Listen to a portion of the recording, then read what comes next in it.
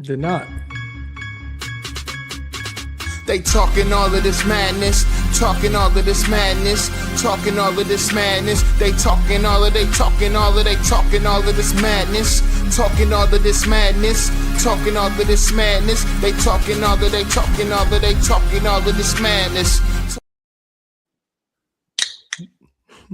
What's going on, everybody? You are watching or listening to the Madness Network live on YouTube. I'm your host, Alo Aaron Lick. Clap it up, clap it up. Thank you.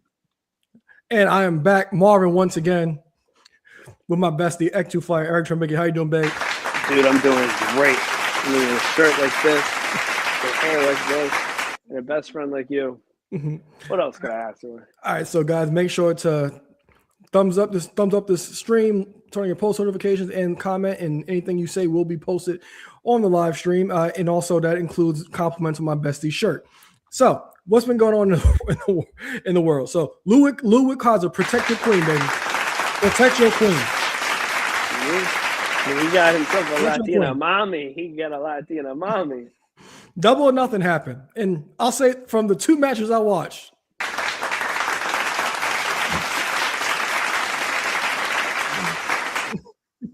yes, you guys will understand my bestie's reaction to that. Also, Saturday night. My reaction is I was trying to look at you. Well, I didn't really understand your reaction.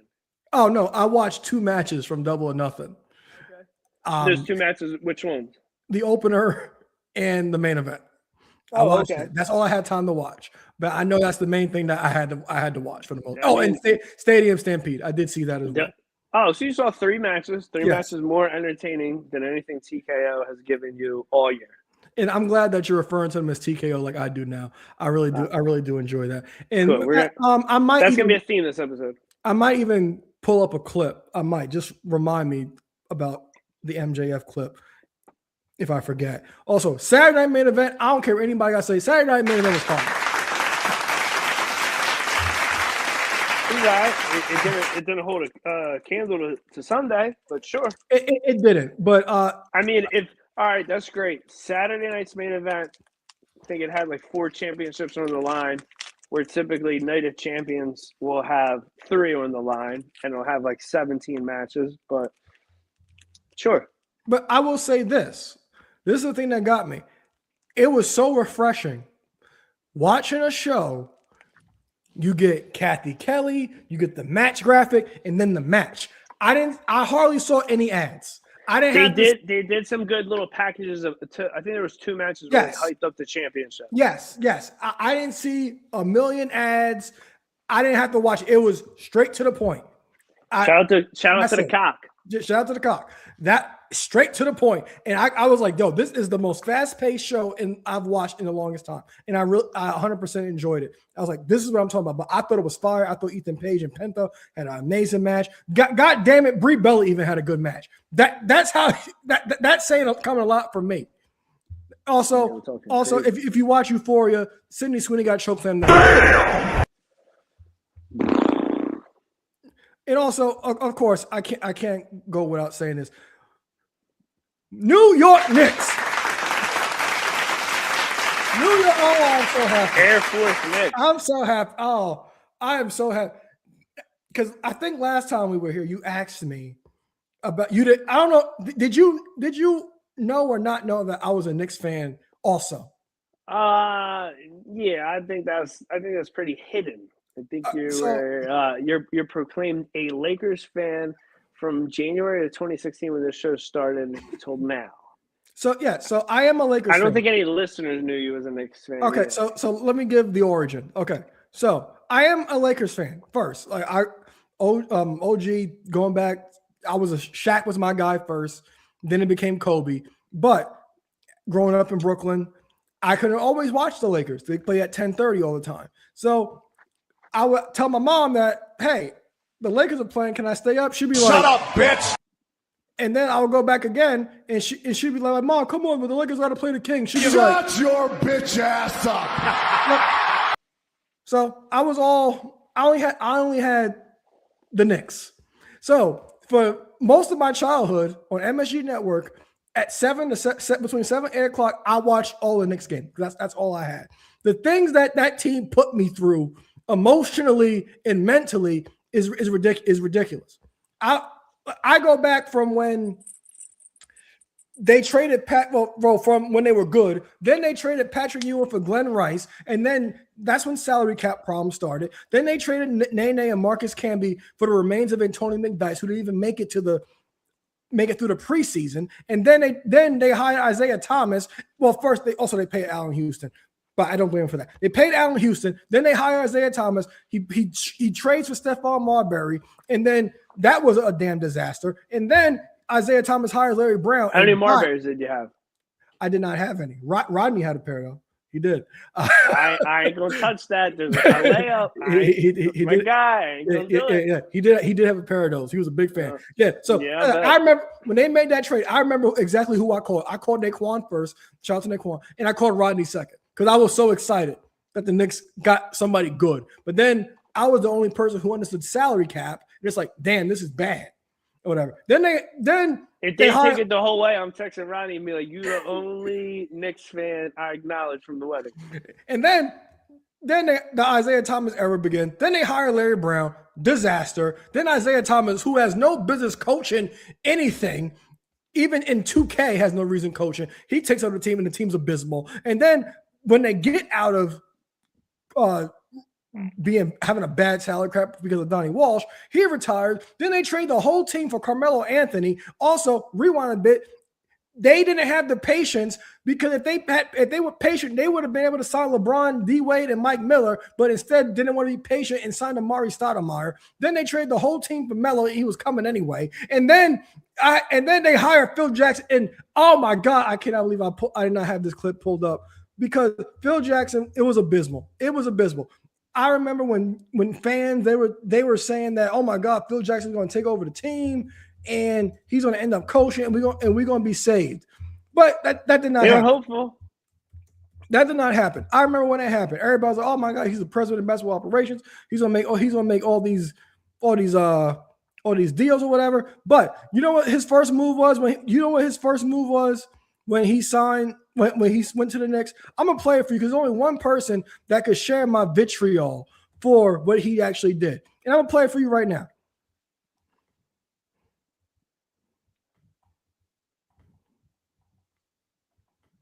Fair use.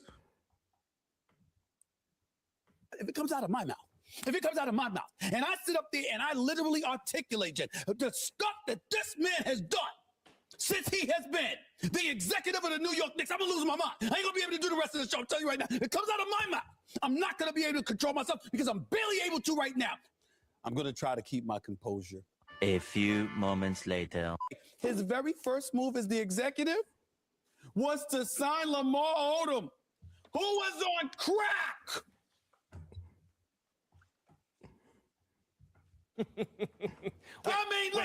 That's what Phil Jackson's first move was. Well, that's what that man did. Too. And then after that, he's still alive. And then after that, it was a bunch of nonsense. And now I'm glad they're back. 2021, they were decent. Taking over a decade. Yeah, 2021. Yeah, 2021, they're decent now. And now we're in the finals, and I'm so excited. And you know who's about to be the biggest star for this? This man right here, Danhausen. If the Knicks win the championship, do you understand how big of a deal Danhausen would be? You know how much WWE would love that? Do you know how Danhausen's been on ESPN just as much as Stephen A. Smith? I mean, you about to be a mark for him? Yeah, I am. I just need him to curse the Cowboys next. Danhausen might go down being a New York Knicks legend if the Knicks win the championship. Now, I don't think they'll win, but I was watching OKC last night, and I see some holes in that game. And watching how they play, I think the Knicks match up extremely well with them. With San Antonio, I think we'll give them a little bit more problem because Wemby, his presence alone and his plus minus, just him being on the floor is a big deal. But I do think they match up better with OKC. Just because, look, I won't win the Knicks win. I'm pulling up on you with a size 11 Air Force just so you can feel like a kid again. For 12 or 11 and a half. 11.5 because they run big. You Yes. probably forgot that. It's been a long time. Yeah. It's been a long time since I bought an Air One and swapped the laces out for whatever outfit I was I wearing. get you a pair of Terror Squad ones. You'll fit a 10.5. Did I buy those for you? Or did I? Nah, okay. my old sugar mama did. Okay. No, I bought them to flip. That's what I did. Okay. What up, Hillary? So that's my Knicks story. But Danhausen, he might be the biggest. Danhausen might become the biggest Knicks legend of all time. Kayfabe or not, he might come out of this amazing. He really might, truly. So that's my Knicks tangent. Go Knicks. So, Bestie, what did you watch? What did I watch? I watched the Saturday night's main event. I watched the 2026 Double or Nothing, which I'll add. I think this is the first time in maybe 3 years that I've watched Double or Nothing live. Yes, because you hit me late in the day and you told me to pull up and I said I was busy or I'm not going to make it. And then you call in reinforcements, think I'm going to change my mind. But then you both showed me how you really feel. So I was shocked that you're watching Double or Nothing because you haven't mentioned. How do we show you how we really feel? You didn't. I think she sent it to me. You guys gave me the bird. Oh yeah, that's how we actually feel. Just so we're on the same page. Yes, yes. Y'all are perfect for each other. Perfect for each other. And she responded, "The truth hurts," and I responded, "Love hurts." So I also watched Saturday night's main event. She thought that was hilarious. Way funnier than it was. Just for did she? Did she? Yeah. I'm glad. I'm glad. She didn't respond to it though, but I'm glad she did a good kick out of that. She was drunk. Okay. Well, you did. You also did show me the shots. So I also did watch Saturday night's main event. I did hit on that as well. The 3 matches from Double or Nothing. And MJF talked about how AEW's grown over the last few years. And I might play the clip a little later on the stream. And I forgot they were doing the Rivals series still on A&E because it's like, okay, what can you do? Yeah, so, me too. No, it's seen it. Yeah, so like they kind of got me with. They can't put nothing new good out, so let's just rehash the past until we die.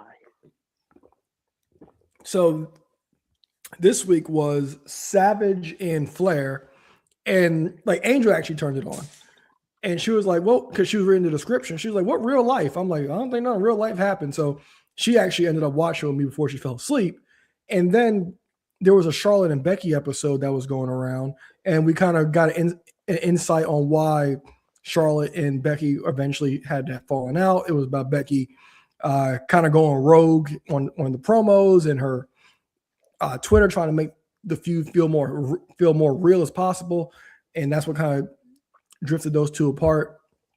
So I did watch that, and that's about it other than the weekly content that I did watch. So Bessie talked about Double or Nothing. So we'll start in AEW land with these 2 young upstarts. It feels like I saw this 25 years ago, and these guys look like some other guys that won it 7 times. So Cope and Christian Cage, they defeated FTR in an I Quit tag team match to win the AEW World Tag Team Championships. This is their first tag team championship reign together in the last 25 years. So Bestie, what are your thoughts on Cage and Cope, that young upstart tag team in AEW, regaining tag team gold 25 years later? 25 years ago, I never gave a fucking damn about these 2 jabronis. Never. They were always at the bottom of the tripod for me. I was a big Hardy Boys mark. Then I loved the Dudleys, and as I got older, I appreciated the Dudleys more and more. Edge and Christian were phenomenal heels to me as a kid. It is awesome, nostalgia-wise, 25 years later to see them do it. Whether this would have happened in WWE or it happened exactly where it happened, happening in WWE or happening in AEW, I love it. I'm here for it. I like that they didn't get it the first time they challenged for it. I'm going to jump ahead a little bit. They did have a cool trying to reenact the past tonight on Dynamite in Philly. I should have been there. but I had to be here with you guys listening to the show. So I skipped going and made sure I was available for the podcast. Cope pulled out a bag of about 2 to 3, maybe 4 dozen old disposable cameras and handed them out to a bunch of people in the front row. Tried redoing a 5-second pose for those of us with flash photography.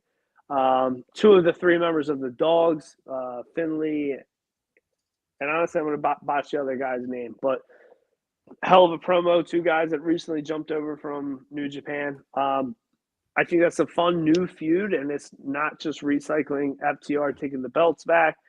I'm excited about all of this. Is giving 2 old vets that retired over a decade ago with against their will. They're back. They're doing great stuff in AEW. Obviously, we know what Christian's done over the past several years, but they're getting their moment, a moment that a lot of us have clamored for years. I can imagine during those 7 years I didn't watch wrestling that you probably wanted to see these 2 go full-fledged tag team again, win the titles again, and we're getting that in AEW. So it's fun. It's enjoyable. I got no qualms about it. I'm enjoying it, and it is entertaining. Yes.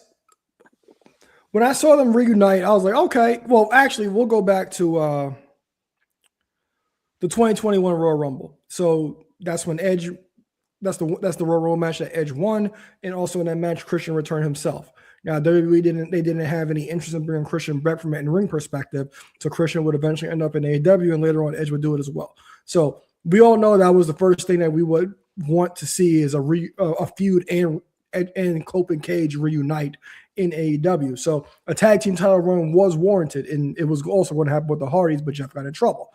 But I'm happy this actually did happen. Also, like they're at different stages of their careers. But as you know, Edge is on my Mount Rushmore of wrestling. Christian is better in every aspect, in my opinion. He just didn't get the breaks that Edge got. So that's how I feel about Christian. Because I'm a huge Christian fan as well. I did think Christian played his part well in this match. I banged your mom, and then a banged your mom chant comes up. Even his entrance, I haven't watched AEW in a while on a consistent basis, and I do have that clip pulled up, and I will play it. But even like his entrance, when he has the countdown, it says number 1 asshole. Definitely did enjoy it. And I like the inclusion of Beth Phoenix in the match, and just the entire, like, I think wrestling, mainly in WWE, I think they rely too much on nostalgia, and nostalgia's gotten kind of wore down, especially not even just in WWE in general. It's just like, if you were on any essentially like 90s show or whatever, the popular thing is to have a podcast about the show because nostalgia is popular. And I think WWE has kind of ran its course with nostalgia. AEW, I think they're doing a good job with Cage and Cope in this aspect. So I'm looking forward to actually what they actually do and how this actually goes moving forward. And talking about moving forward, AEW, MJF, he was on Ariel Helwani's show, and he was discussing the difference between AEW and WWE. And I thought it was interesting what he had to say watching this. So I'm going to play it right now, and me and you can have a discussion about this because you seem to be on an AEW high after watching Double or Nothing. And as you said, this is the first one you pretty much watched live. And then you said 3 years. So I'm going to play this clip of MJF on the Ariel Helwani show. Fair use.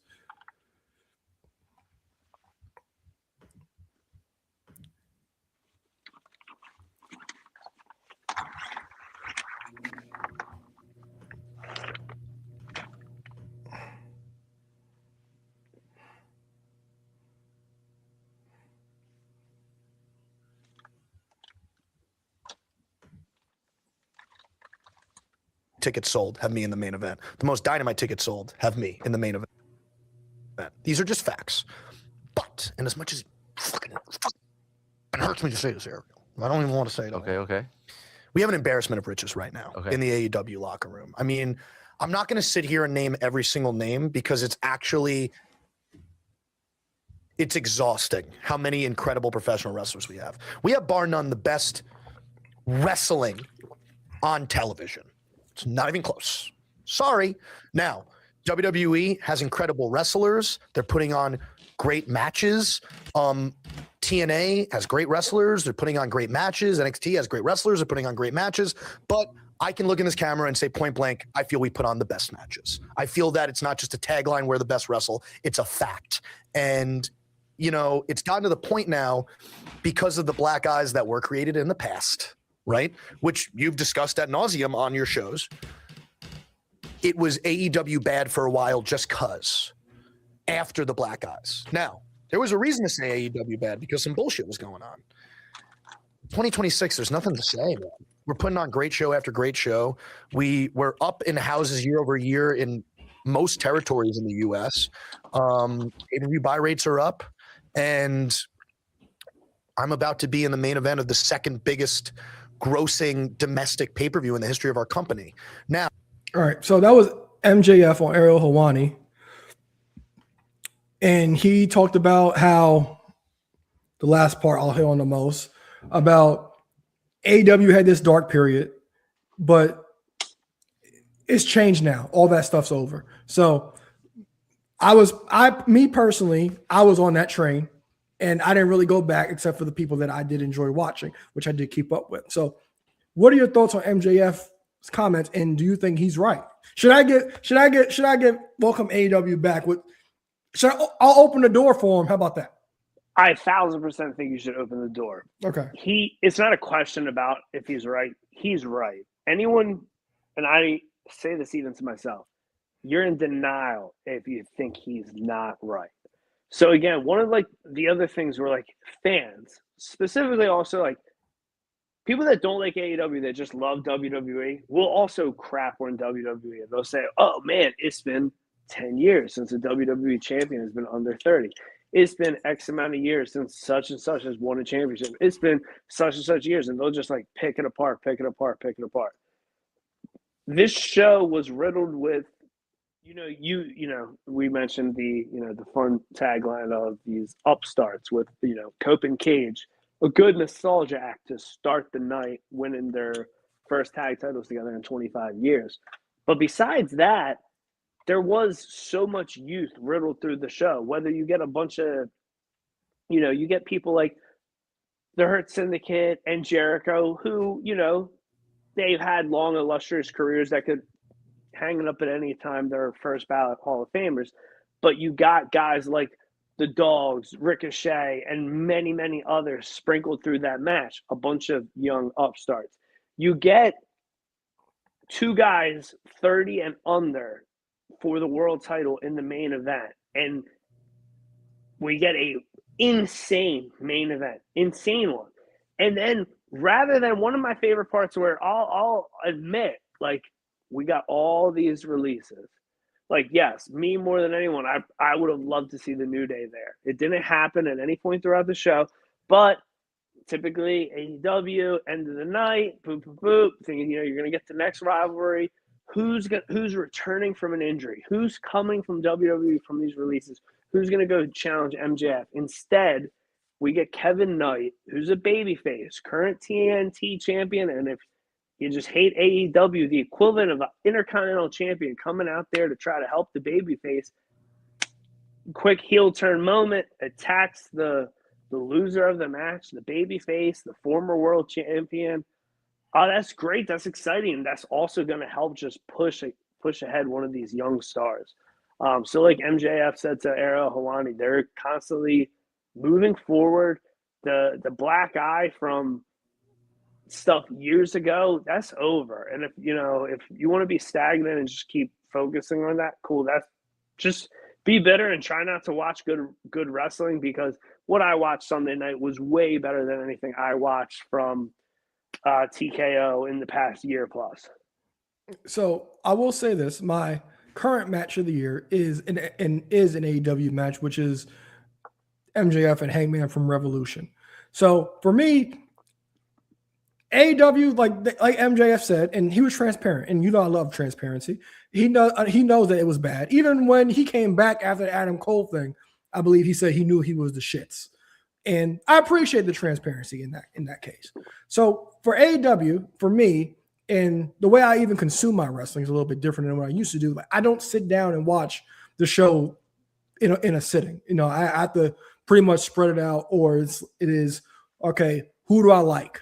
AEW, you know, I like Tony Storm, Mariah May when she was there, Mercedes, and I would keep an eye on MJF, because MJF, no doubt, is the biggest star that they have. I can really care less about what the Bucks or whatever have going on, but I do think he's right. The thing is, a lot of times, a lot of things they'll forever have a stink on it, and you'll never kind of wipe that stink off of it. And AEW, for some people, that might actually be the case. But AEW, I'll have to finish it. But from what I've heard, they put on a great show. It got a great reaction from social media. I haven't heard one bad thing about the show at all, other than the length, which is always the case. And also, people seem to be excited about Mick Foley coming in. And MJF and Darby Allin, they put on a fantastic main event. Stadium Stampede, that's usually pretty much brain rot, and you just kind of like let your mind be at a disbelief. And then you get the moments like from Cage and Cope that make all wrestling fans happy. So AEW, they will get it. Well, I never really wrote them off or whatever, but I will give them more of my time. One thing I want to add on, and I may misquote you here, but like when if you mention you mention a team like the Young Bucks, and you're like, well, I don't really care what they're doing, and like, I get that in a lot of ways, but I'm going to say this off of obviously my point of view. But the Young Bucks are 2 of the 4 founding fathers of AEW, and I'm sure, similar to a lot of wrestlers, they prefer playing heels. Whether they prefer it or not, they're much better baby faces, in the way where like they've been heel for like a year and a half, 2 years, and slowly recently they've been baby faces. And to me, it's when they're more interesting. It's more easier to watch TV. Like, they're kind of, I hate the term X-Pac heat, but it's really like when they were heels, it's like, all right, cool, I can go change the channel. Unless they're in like a full faction. If it's just them by themselves. But I do feel like they've even been like something more interesting lately, where it's like, all right, cool. You know, I know the match is going to be entertaining. I like the storylines they're in. And it's easy for me as like a day one big AEW supporter. When something's interesting for guys like the Bucks or like Kenny, cool. That I want them involved in something interesting, because those are the people that started this shit.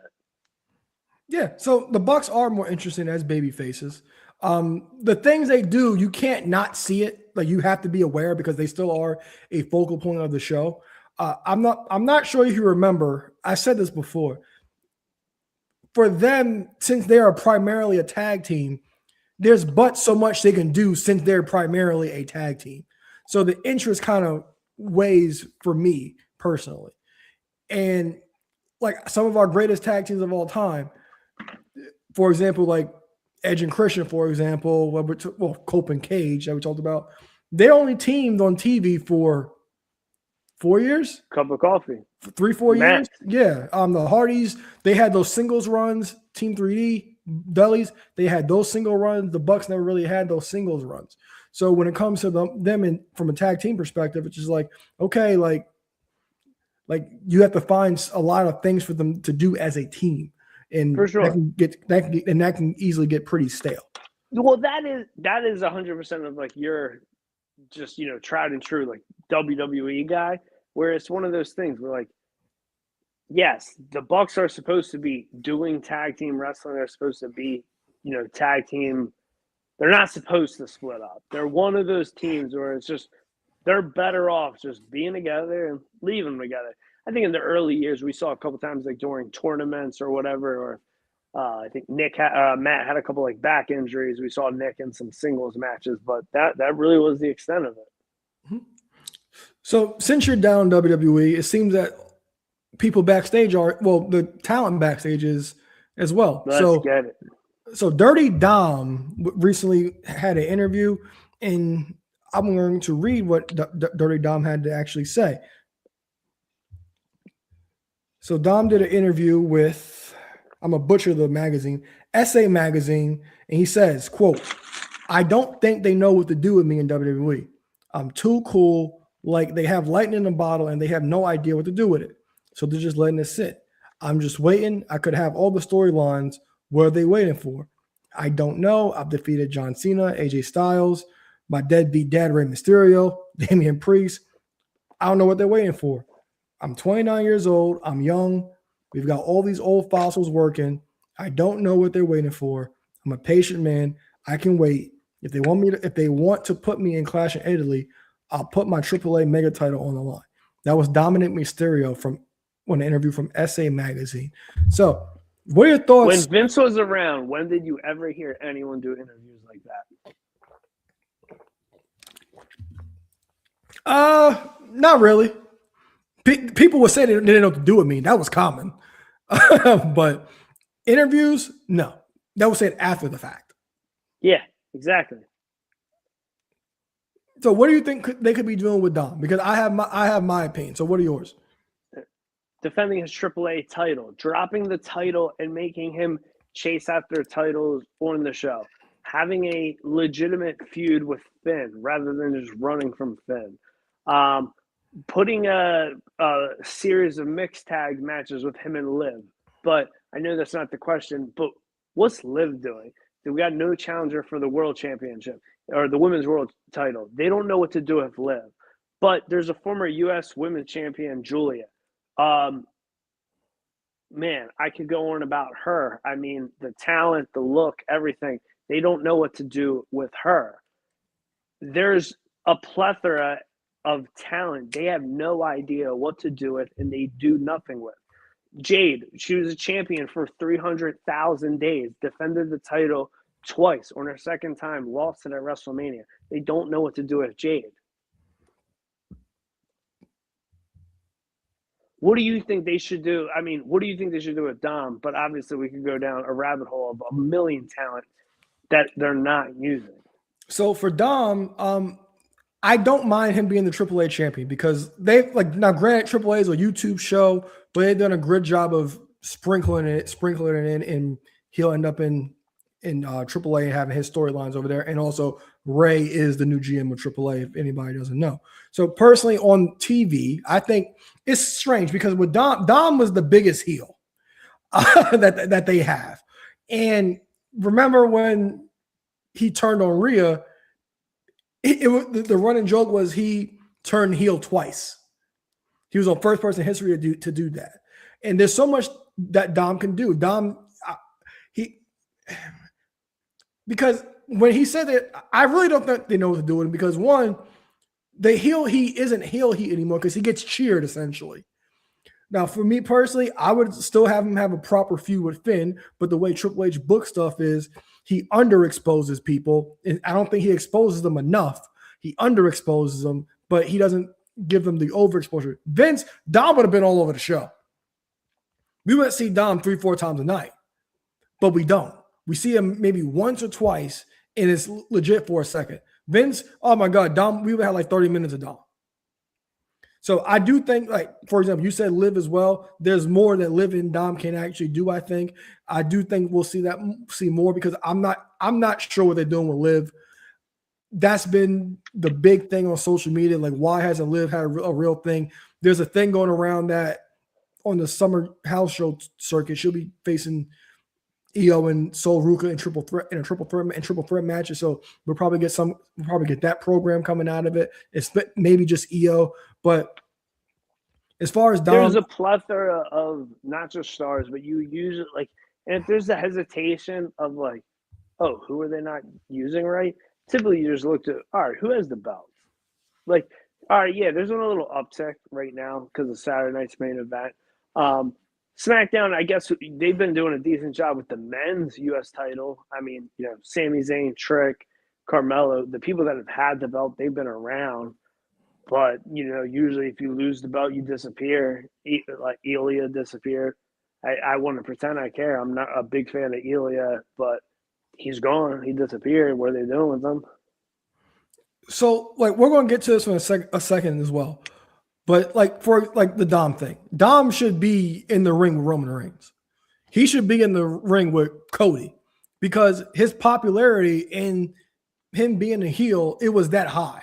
He's the biggest heel you have/had.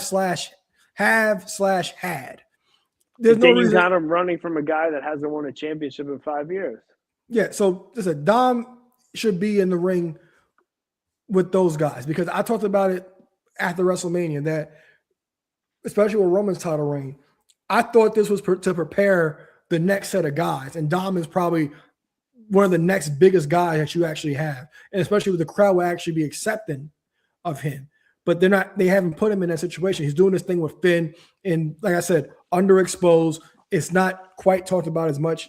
It's not quite talked about, and not much is happening that it needs to be to do what needs to be for it to be relevant. It's just a lot forgettable until we have to discuss it when we preview a pay-per-view. But there is so much stuff they could do with Dom. Now, I hope it's not in AAA because I hope it's not, because I think that the mask versus championship match between Ray and Dom, whenever that eventually happens, should be on WWE TV and not AAA, not to sell AAA. I think it should be on WWE television. But there's so much you can do with Dom, and it's just not happening right now with WWE because he should still be your top heel and be getting more TV time in matches than he actually is at the moment. No argument. All right. So Clash in Italy is this Sunday at 2 p.m. First hour stream on ESPN. So we're going to go to the first match, Tribal Combat Heavyweight Championship of the World. Roman Reigns, Jacob Fatu. Thoughts and what you got and who you got? Keep Roman undefeated in this style match. Now, the stipulation is if Roman whoever wins, they have to acknowledge the winner and be by their side. And I don't think they'll do this, but the most interesting thing out of this would be Jacob winning and Roman having to bow down and acknowledge Jacob, and Jacob be the tribal chief, and watch how he have to follow behind him and how he does things, and also having the Usos do it as well. I think that adds for a better story. I just don't think they'll do it. I just spoke about it with the whole Dom segment.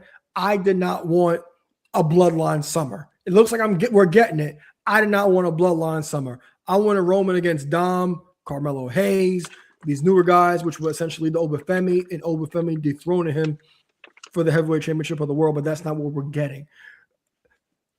I do think it could be interesting having Jacob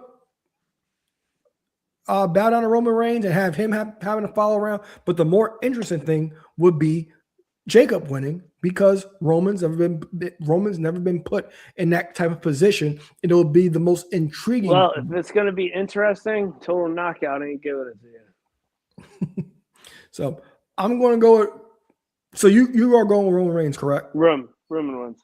So what do you think about? What are your thoughts on the potential of a Bloodline Summer? Does this interest you, or did you prefer my rather watch wrestling on Wednesdays? Oh, you're back on that kick now. They got me this couple weeks. They got you. You know, as bad as it is, they're giving the only thing they remind me of Vince is this shit's getting real predictable. Real formulaic, real predictable. Well, everybody has their formula. That's not me. I always keep it spicy. Do you? Shit. Ask around. Always got everybody on their toes. So Cody Rhodes will defend his undisputed championship against Gunther. A lot of intrigue here. Who you got, and what are your thoughts on this? This is actually somewhat interesting. I haven't been paying enough attention to SmackDown. I like to see Gunther win. I think they're trying to bounce off a couple reigns for Cody, and it'll make sense. It'll be some heat. They need a real heel to have a main title somewhere, and this is the way to do it. What are your thoughts on the whole Heyman moving Gunther to SmackDown and him getting the championship match for him? I mean, how do we get him back to Brock by the SummerSlam is my real question. I care too much. We'll get to that in a second. So I do find it interesting that Gunther was playing, like was being like real. He was kind of playing with the contract, like not trying to sign it. I thought that was a good aspect, and I'll kind of get into that when we talk about Brock and Oba. I'll get into that when we talk about Brock and Oba. But I do think this is interesting. I do think this will be a good match. I think because they had that good match at Crown Jewel a few years ago, so I am interested in this match as well. I do think Cody retains. I do. I think the match will be really good, and we'll see where Gunther goes from there. And where do you think Cody goes from here? I have no idea what that nerd's about to do. No idea. Probably Jelly Roll, Limp Bizkit. That's done. I mean, B-Show pay-per-views coming up for SmackDown. What else are they going to do? All right, now we're going to go to Oba Femi. Someone from the Knicks. Maybe he's going to face someone from the Knicks. So now we got Oba Femi and Brock Lesnar 2. Now, I was saving a lot of this for this segment. So this is the thing. So this favor that Gunther has from Paul Heyman, do you think that's null and void now? Since Gunther took forever to sign the contract and wasn't handed the match. I haven't ever thought it, honestly. They're going to change whatever the direction is going 3 times. So thinking about this, Gunther would have a point because you have to assume Brock's going to win because why on earth? Because Brock came back, so you have to assume that his final match is going to be at SummerSlam. And why would Gunther want to face Brock Lesnar off of 2 losses? And why is Brock back to halt the momentum of Oba Femi?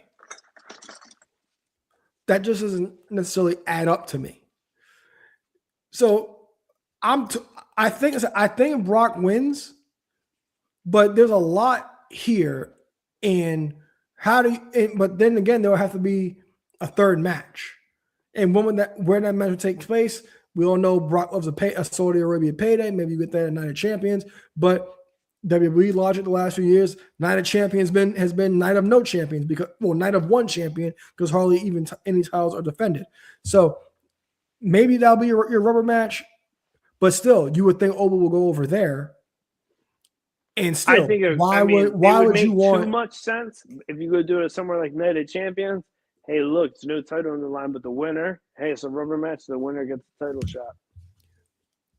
But I still think the favor is going to be, I want to end his career. So Brock will put his career on the line. Because even Heyman doesn't even have... and that could easily be like, well, I know, again, I'm making it make too much sense. Oba could win the rubber match at Night of Champions, get a championship match. Brock could go on to then lose to Gunther at SummerSlam. But that would make too much sense. And also... When it comes to total knockout, we got to stop thinking logically. Also, the thing is, Heyman doesn't necessarily have to give Brock this. I mean, give Gunther Brock. It could also be, hey, Gunther is like harassing Heyman, and Brock finally agrees to do it because it's like, look, you didn't come through in that contract because. He necessarily didn't sign it. He had to go through Royce Keys. So that's the intriguing thing. But the fact that Brock came back and could potentially halt Oba Femi's momentum, I'm not a fan of that at all. But I'm going to go with Brock because that's what seems to make the most sense. Now, WWE Championship is going to be on the line. Rhea Ripley defending against Jade Cargill. Who you got? Mommy keeps the strap. Any thoughts on whole bunch of stuff? You get Charlotte Bliss going against the baddies, and somehow that's how Rhea keeps a little heat still on Jade. but mommy ain't losing the strap.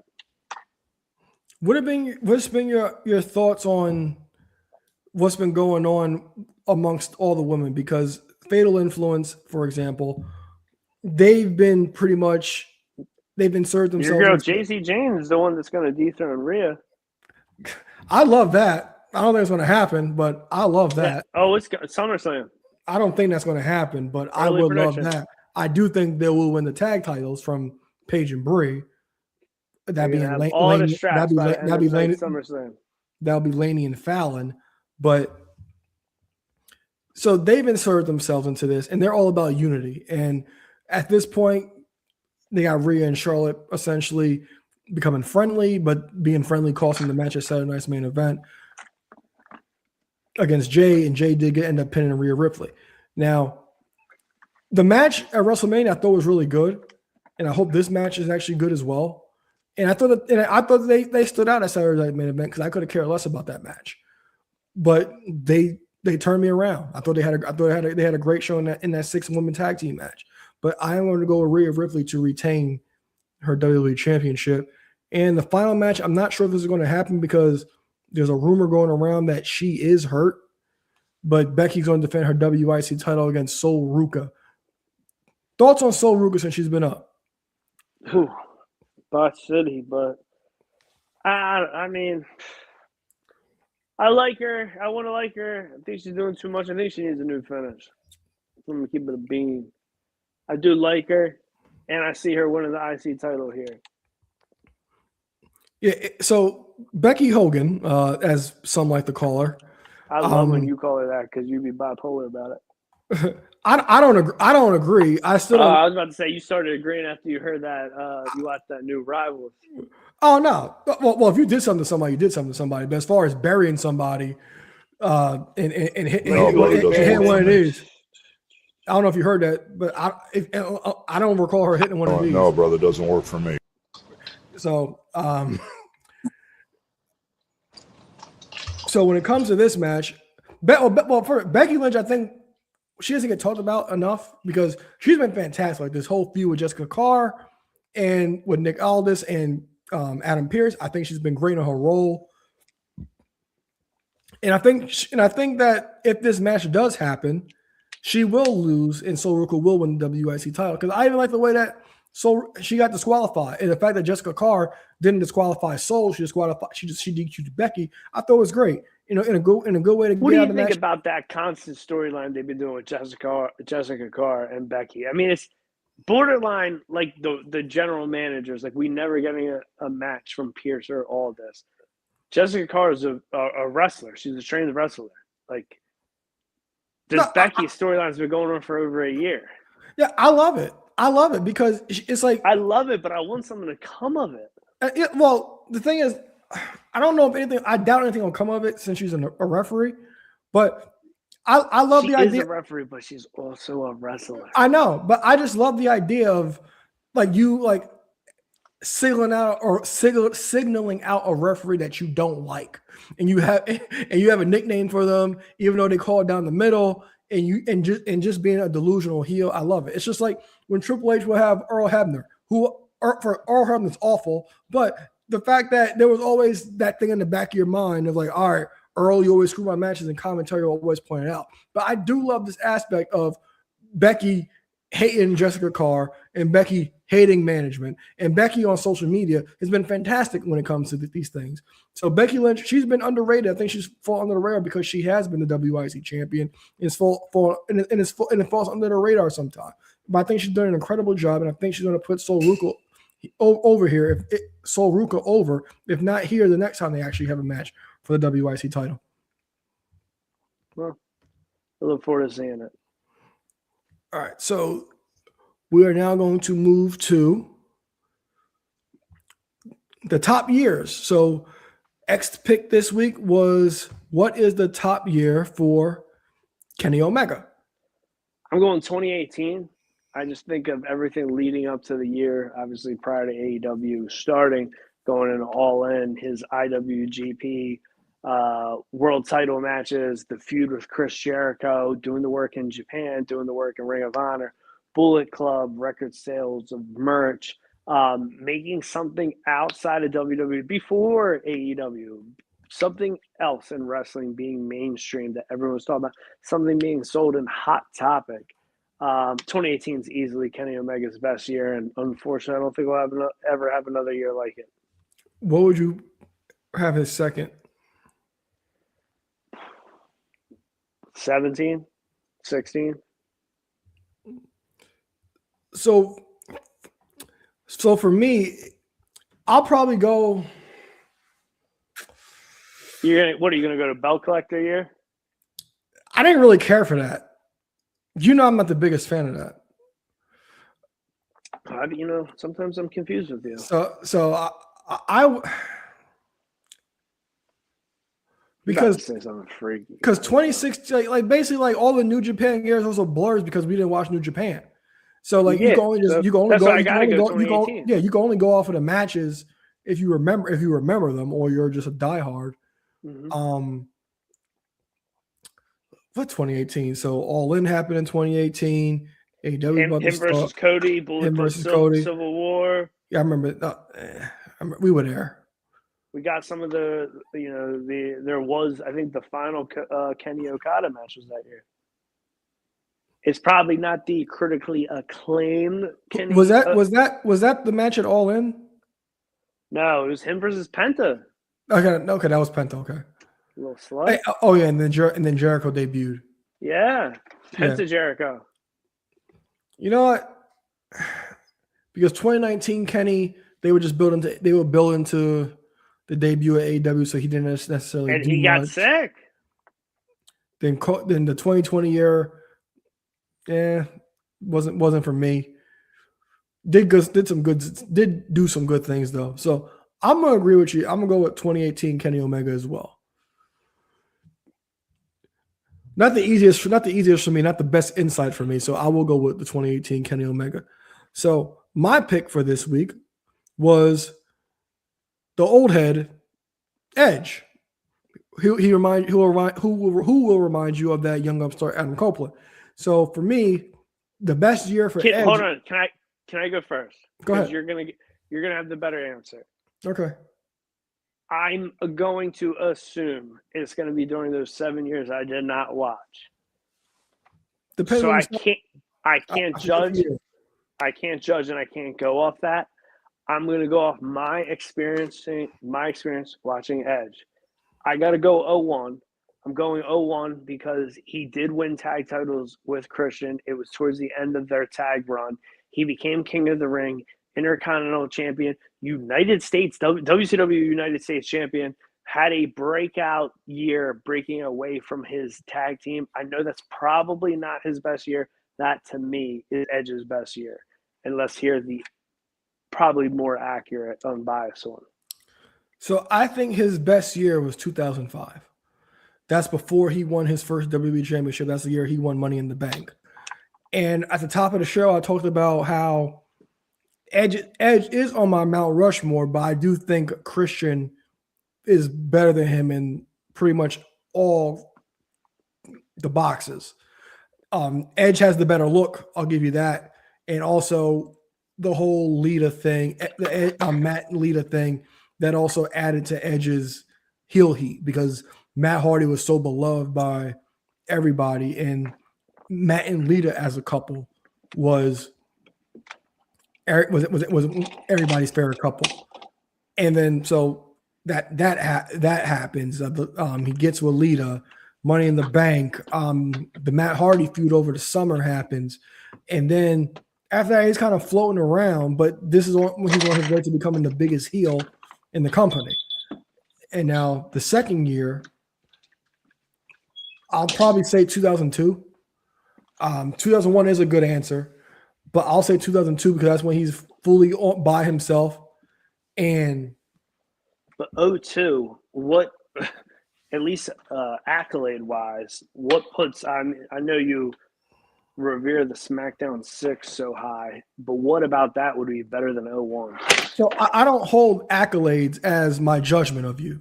Oh, so it's about what you were doing. Now he walked in 2002 as the IC champion, but but this is like his first full year on his own. And this is when he's kind of like flirting with the main event. So he starts the year out with Regal, has a match with Booker T at WrestleMania. Then he has that feud in the spring going into the summer with Kurt Angle. And as you always joke with me about my favorite tag team of Edge and Hollywood Hulk Hogan, he has that.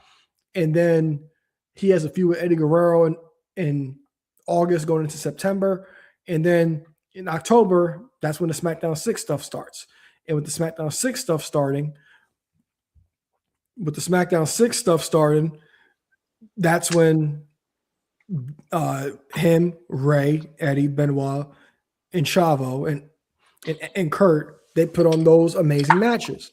And as I always say, you may not recall me saying this, but I still think to this day there are two straight up tag team matches that I think are the best of all time, and Edge and Ray versus Angle and Benoit, No Mercy is one of them. And No Mercy. So okay, and then what's the other one? The Survivor Series triangle? No, it's Kenny and Hangman against the Bucks. Oh, I thought you were gonna go both. No. As straight tag team matches, no gimmicks. I think those are the two of the best tag team matches. Period. And then after that, the SmackDown 6 era pretty much ends, and then he's in a feud with A-Train. Then he gets hurt in February. But Jesus, I can't even remember him feuding with him. Yeah, and then he gets hurt. Well, it was only a month. And then he gets hurt in February of 2003, takes that time off.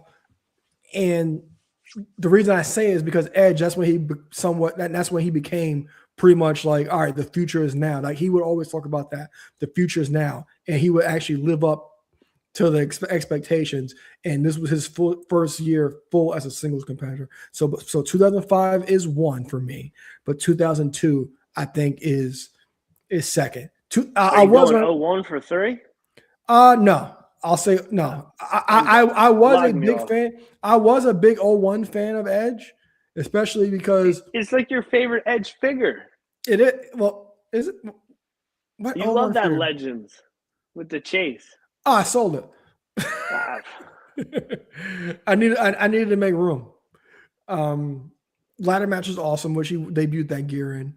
But yeah, 2001, that is a good year.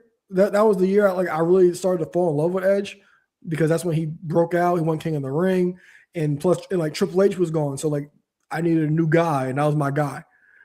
While Triple H was out, like you said, won the IC title, won the US title, even though it was only for 2 weeks, and just a unified title. No, it wasn't even 2 weeks. It was a week. I think. I'm almost still counts. I'm almost positive. I think he won it on the Go Home show. The last one ever do it. Yeah, I think he won it on the Go Home show. And then beat Tessa goofy ass. Yep.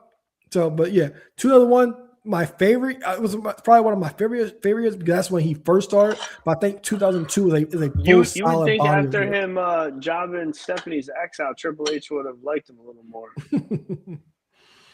So that's my years for Edge. 2005, his best. 2002, in my opinion, his second. Because like the Vicky years, it was like, all right, that's when WWE was like.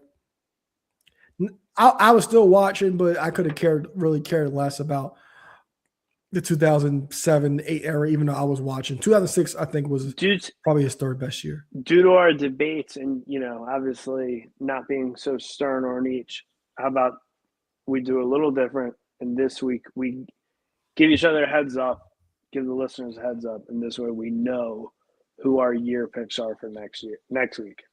So who you got? I was going to let you go, beauty before age. All right. So I was actually, this is the other guy. Well, you kind of text me and I told you to pick between them. So I think we might end up having brothers. So I'm going to go with The Undertaker. You want to go The Undertaker? Then yes, let's go brothers. I'll go Kane. Okay, perfect. So Undertaker for me, Kane for you. So next week will be a week. A little homework for everybody. Anything else for me? That sums it up. All right, guys. So it's got to be Kane. No Charlotte nudes. All right, guys. So make sure to thumbs up, turn your post notifications, anything for the algorithm. Ringside Collectibles code MMADNESS, save 10% off your order. For X2 Flyer, Eric Trembicki, I'm Alo Aaron Lloyd, and we'll see you guys soon. Got him now, put him down right now, hit him with the palm handle. Tuning up the band, y'all don't understand. Fist of Superman, it's a SummerSlam. Here we go again. Fans marking man, I hate my balls. Shut the Vince McMahon, it ain't safe to land off the cell. Fans love it, ain't hard to tell. Talking madness, awesome. Well, what I'm cooking, man, y'all off the smell.